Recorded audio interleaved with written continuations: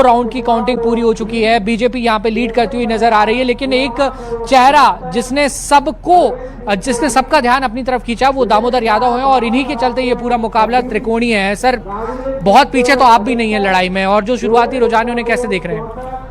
ये अपेक्षा थी। पहले दूसरे राउंड में हम बहुत लीड की उम्मीद नहीं कर रहे थे, लेकिन मेरा अनुमान था कि हम 4000 वोट के आसपास जाएंगे, जो कि हम अभी लगभग 5000 की उम्मीद कर रहे थे, जिसमें 4000 के आसपास अभी हम पहुंचे।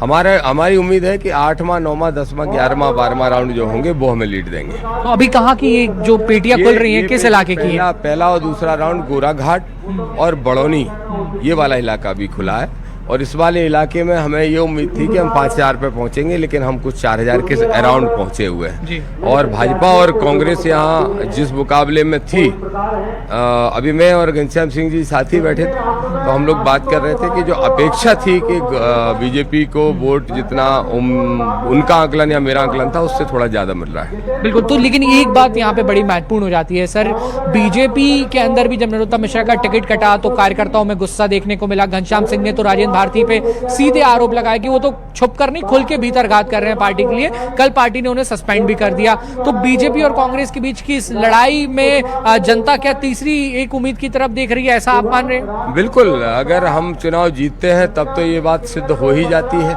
लेकिन अगर हमारी फाइट भी बहुत जबरदस्त लास्ट तक चलती है तो भी ये बात सिद्ध हो जाती है कि एक तरफ वो बड़े चेहरे हैं जैसे शिवराज सिंह चौहान, मोहन यादव, ज्योतिरादित्य सिंधिया, और दूसरी तरफ कौन चेहरे हैं? जीतू पटवारी, दिग्विजय सिंह, अजय सिंह, फलाने सिंह, ढिकाने सिंह, और उसके बीच में चंद्रशेखर आजाद, दामोदर यादव अपने कार्यकर्ताओं के साथ खड़े हैं। और वो बराबरी का अगर मुकाबला कर रहे हैं, इसका मतलब मध्य प्रदेश की जनता तीसरा विकल्प तलाश रही है। तो ये किन मुद्दों को लेकर आप जनता के बीच गए? और बीजेपी और कांग्रेस दोनों, ठीक है, बीजेपी कांग्रेस का एक अपना कैडर है, उनका एक अपना वोट होता है, लेकिन दतिया के मुद्दे कौन से थे जिन पे वोट डल रहा है? देखिए, मैंने तो बेरोजगारों से वादा किया था कि 18 साल में 18 लोगों को नौकरियां नहीं मिली, एक फैक्ट्री नहीं लगी। अगर दामोदर यादव एमएलए बनेगा तो पढ़े लिखे नौजवानों को ठेले नहीं ढड़काने पड़ेंगे, उनको रोजगार दिलाने का काम करेगा। इसके साथ गांव गरीब किसान मजदूर के लिए जो सरकार स्कीम्स बनाती है, जो सिर्फ कागजों में बन के रह जाती है, उनको जमीन पर उतारने का काम करेगा। सर, एक बहुत महत्वपूर्ण बात है, बीजेपी और कांग्रेस के लोगों से हम पूछते हैं वो तो घुमा फिरा के जवाब दे देते हैं कि हमने पूरा डैमेज कंट्रोल कर लिया। आपके सामने, आप भी तो मैदान में थे, आपके सामने क्या स्थिति थी? भाजपा कांग्रेस के लोगों ने पार्टी के अंदर ही चोट पहुंचाने की कोशिश की है। नरोत्तम मिश्रा जी के 100 में से 95 लोगों ने घनश्याम सिंह का खुल के साथ दिया है, घनश्याम सिंह जी का। और घनश्याम सिंह जी और नरोत्तम मिश्रा मिलके चुनाव लड़े हैं, और सत्ता एक तरफ चुनाव लड़ रही थी। तो ये मान सकते हैं, हाँ मैं मानता हूँ राजेंद्र भारती ने घनश्याम सिंह का विरोध किया था तो उनके खिलाफ तो कार्रवाई हो गई।